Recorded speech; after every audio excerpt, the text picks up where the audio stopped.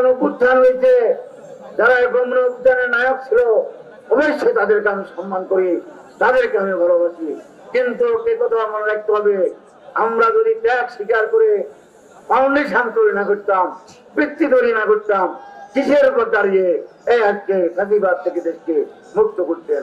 অতএব ফ্যাসিবাদ থেকে দেশকে মুক্ত করার জন্য বাংলাদেশ জাতীয় দলের অনেক কষ্ট, অনেক ত্যাগ আছে, এবং আমরা কখনো ফ্যাসিবাদের সাথে আপোষ করি নাই। যাকে তো মাইক কেড়ে নিবে না। আজকে কি আমরা এভাবে মিটিং করার সুযোগ কি এক সময় আমাদের ছিল?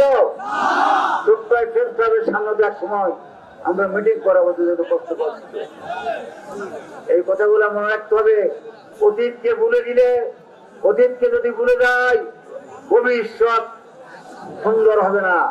তাই অতীতের কথা মনে রেখে আমাদেরকে এখন কর্মকাণ্ড করতে হবে এবং ভবিষ্যৎকে আরো সুন্দর করতে হবে।